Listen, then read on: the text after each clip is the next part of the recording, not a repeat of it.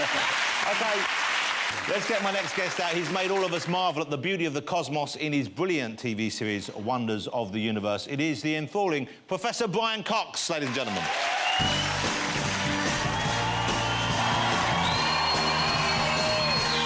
Professor, how nice to meet a professor again. That's good. So you can insist people call you Professor, I guess, couldn't you? If I were that way inclined, yeah. It would be ridiculous. Yeah, though, it would be it? quite ridiculous, I guess. So, congratulations, you're Professor Brian Cox, OBE. Yes. Wow. Yeah, last year. That's a wonderful thing. Thank you. So, here's the thing.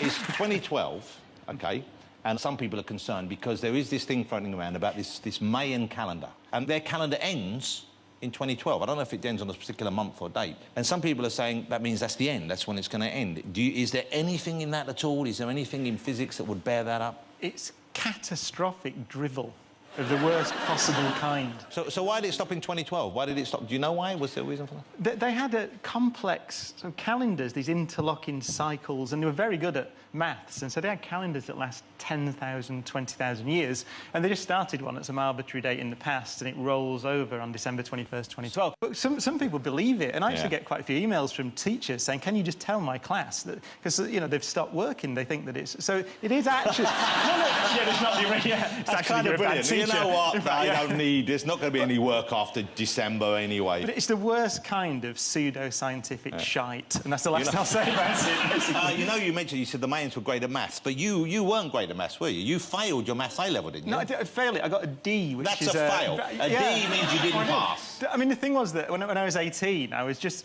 I'd already joined a rock band, and I was just kind of crawling to my A-levels, and I thought, I'm not going to... I love doing physics, but I'm not going to really do it. I want to be a musician. So you didn't you didn't think that was your future, then? Because that's you... Which one of you... Where were you there in D-Ream there? That'll be Tony Blair and me on the left. Actually, I think I look a bit chubby there, don't I? Enjoying the rock and roll lifestyle. And did you enjoy the rock and roll lifestyle? Did you enjoy it to its fullest? I don't know. I mean, that's not my first band. The first band was a rock band from Oldham. They were called Dare. Dare. Although we had a member of Thin Lizzy in it, so it was kind of always semi-professional. But we were just lads from Oldham. We got a record deal. We recorded an album in Los Angeles at Joni Mitchell's house. Wow. We toured with Jimmy Page, Gary Moore. So we had a good time. We were a bit innocent. We were a bit... You know, because how old were you then? You were 17, 18? 18, 19, 20, that kind of age. And so physics lost could well have been the world of rock's, well, not necessarily a big gain, but it would have been... Because you were OK, but you weren't spectacularly gifted, were you? Dare were a bit late. This is, what is it, 1988 so or something Dare like were a rock band, but a new romantic sort of rock band? No, we were like sort of the Oldham Bon Jovi, is the best way you could describe it. Hold on, let's let that sink in, because that sounds like that's what we're missing right now. The Oldham Bon Jovi. Yeah, it was hairspray, leather jackets, jeans. Well, this is at the time, you remember 1988, when it was the Happy Mondays, and it was, you know, it was that whole sort of renaissance in music in Manchester. And we were just about 2 years behind, I think. So we were an early 80s kind of hair rock. But I love how pro-Manchester you are, because you are the Professor of Physics for Manchester University, is that right? One of them. OK, but you have other jobs as well, because you're doing the stuff for the BBC, you do a lot of TV stuff now, and it's always great, and we'll talk about stargazing in a minute. But you're also involved with CERN, with the Hadron Collider. Yeah. Which is the big underground fun fair just outside of Switzerland. Look at that picture. There we go. Wow, look at that. That's actually the end of one of the detectors. That's a camera. It's a digital camera, but it's 20 metres high and 40 metres long. Wow. And it's one of the two big cameras that take pictures of these the collisions, which recreate the conditions that were present less than a billionth of a second after the universe began. And these are neutrinos crashing together, is that right? Protons. Protons, OK. And they think they may have discovered something you've been looking for, physicists have been looking for a long time. Yeah, it's called the Higgs boson particle. It's an incredible story. I mean, this thing was first dreamt up as a theory back in the 1960s by Peter Higgs, who's a Scottish physicist. He's still there in Edinburgh. And it was just for mathematical reasons, aesthetic reasons, a sense that the universe should be beautiful in some sense. But I don't think even he thought that it was just an observation of some beautiful part of physics. And could you put it in layman's terms as what that observation was? Well, it's to do with the universe is full of a field called the Higgs field. So it's stuff. You can imagine, I always call it cosmic treacle, and people's laugh, but that's essentially what it's like. Everywhere in the universe, full of this stuff. And all these particles get their mass by just interacting with it as they move through the universe, which sounds bizarre. What I find amazing about CERN is that we take those theories so seriously that we build 88 countries from around the world get together and build the biggest machine ever built, 27 kilometres in circumference, to look for this thing. But you know what? Here's one thing I want to ask you in particular: is you talk about the science of the past, and I enjoyed the lecture I went to very much, and I've been enjoying your book. I've got Brian's. And I'm enjoying as much as I understand so far. I'll be honest with you, I read very slowly, and I read it a couple of times, so I finished the first chapter. And I do know, so I understand that part, but then it gets quite complex because it goes on more about, and I know you try and simplify it for us, but it is hard for people to keep. So when did it become clear to you that you could understand this stuff? That even though, you know, I know I'll probably get it one day, for us it seems hard to make that leap. You know, it was way back. I mean, I'd always been interested in, I didn't know it was called physics, but science, the stars, astronomy, as far back as I can remember. And I think, you know, the great astronomer Carl Sagan once said that children always ask these questions. Like, why is there a universe? What is time? Where did the universe come from? And then they're miseducated in a way. They're told that these are childish questions and they should leave them alone, and adults don't think about those things. I guess because we can't change them. But they're real questions, and we are beginning to answer them. I'm excited about... I was lucky enough to be invited along last year when Dara O'Brien and Brian Cox were doing stargazing live on the BBC. Yes, an inferior channel, but it's worth watching it for that one thing. And you're doing it again. Is it January the 16th? Yeah, 16th, 17th and 18th. But it's an hour and a half of live astronomy. And it was great fun to be part of, but it was great fun to watch as well. I saw something because you really helped popularise that sort of thing, but who doesn't want to see what's going on up there? And some of the images you showed us and some of the theories that put forward were fabulous. What's in store this time? This year we did a lot of solar systems, so stuff about the planets last year. Because there's more than one. This time, more than one planet, yeah. More than one solar system. There is, absolutely. There are hundreds and thousands and billions of them, probably. We've discovered 1,000 of them now.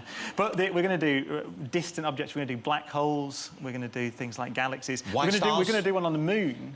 And I believe we're going to talk to one of the Apollo astronauts, which will be brilliant. So, because that's one of the things that I grew up with that inspired me to go into science. Brian will be... You're going to be electrocuting me, essentially. Yeah, I'm going to describe how the Large Hadron Collider works by passing about 500,000 volts through your hair. So I'm speaking on this mic because we had to take my microphone off because my microphone would have been destroyed, apparently, or could have been damaged by the electricity you're going to force through me now. There's a small risk. So I'm standing on... As with everything in life. I'm standing on a glass plate. And the minute I came on, I touched Brian, and I got a shock already. I got a shock, so this is charged up already. There's stuff going in me already. Yeah, it is. It is. But what we're going to do is we're going to turn this thing on. OK. Because the Large Hadron Collider, it needs something like 7 million volts for the Big Bang. And how long do they run this thing for? It runs for hours at a time. Their bill must be, their electricity bill must be enormous. And I wanted to show you, is this on now? It's not on yet, is it? I don't know whether it's on. No, it looks to me like we're being sponsored by Ann Summers tonight. There it is. This. My hair's sticking up as well. Look at that, see? Take the lights down a bit. So can you... I can feel my hair going up already. So you see that there? This is only about, at most, 500,000 volts. Right, so you can see that there. Look at that. I don't really care for that. See that? Okay. So if you can imagine it, you would need at least... So if I touch you now, it'd be scary. The ambulance is there, you'll be all right. But so you'd need at least 1 million of these. Even if you could do it, you need 1 million of these to get to the energy of the Large Hadron Collider. Can I just say to any kids watching, if you hear this noise coming out of Mummy and Daddy's bedroom, don't go in. They're doing an experiment. So we could just turn it off for a minute. Now what I'm going to do is I'm going to just let it discharge it slowly so you can put your hand on it. It doesn't look like a scientific thing. That's a bit of wood. It's a broom handle. 500,000 volts. So it's dispersed in there? Yeah, so you should be able to pop your hand on it now and you should be all right. I hope. No, you're all right now. All right. Right. OK. Now we're going to turn it on. What? Now we're going to turn it on. You're all right because you're on an insulator. So now we're charging you up to something like 500,000 volts. And there's a strong electric field in your hair.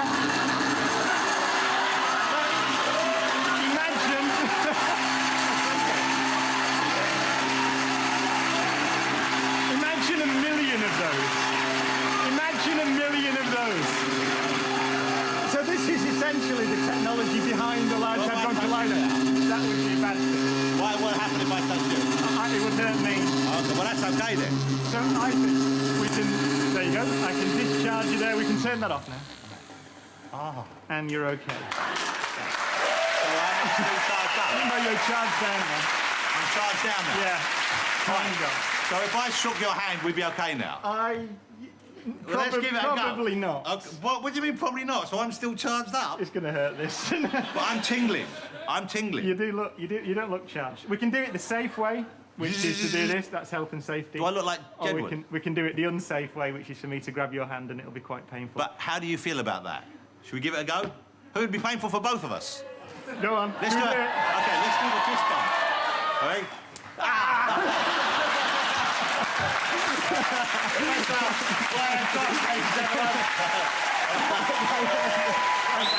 Professor Brian Cox. Thanks to all my guests tonight. Stay tuned now to see Brian John and me take on Jade in the arena of Mortal Kombat in Taekwondo. She's getting ready for us right now. Next week, I'll be joined by Emma Thompson, Brooke Shields, and no likey, no light himself, Paddy McGuinness. We'll have live music from Florence and the Machine right here as well. But first, her new single, Born to Die, is out in a couple of weeks, but right now is a special treat for us performing the brilliant hit Video Games. It is the amazingly talented Lana Del Rey.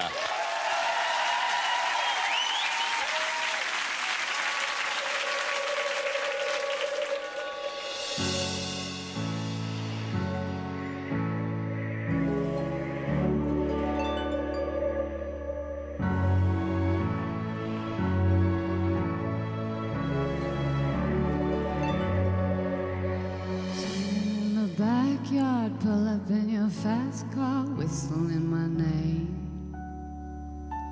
You open up a beer, say get over here and play your video games. I'm in your favorite sundress, watching me get undressed. Take your body downtown, honey. Well, I say you're the bestest, leaning for a big kiss. Put your favorite perfume on, go play your video games. It's you, it's you, it's all for you. Every little thing that I do, I tell you all the time. Heaven is a place on earth with you. Tell me all the things you wanna do. I heard that you like the bad girls, honey. Is that true? It's better than I ever even knew. They say that the world, it was built up for two. Only worth living if somebody is loving you. And baby, now you do.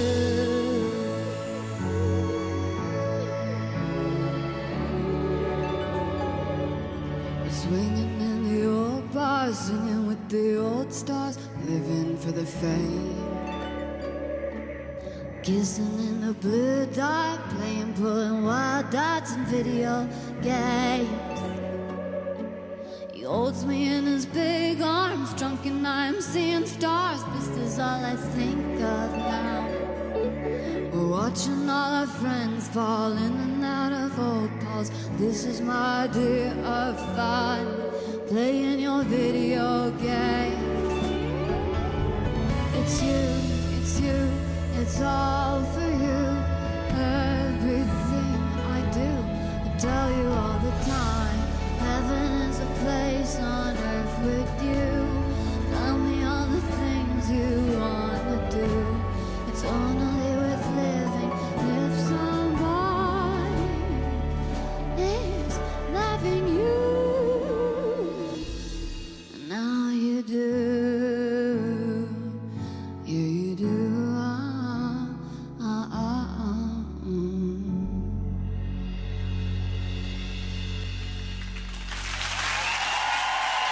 Lana Del Rey, ladies and gentlemen. Hey, Good luck, John. I can't fight the girl. Go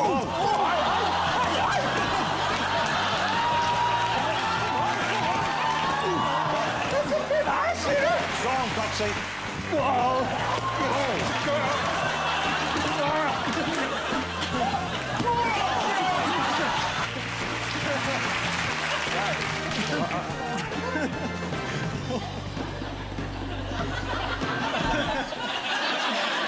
a stretch. Wow, whoa! I'm not ready. I'm not ready. Bow, bow, down.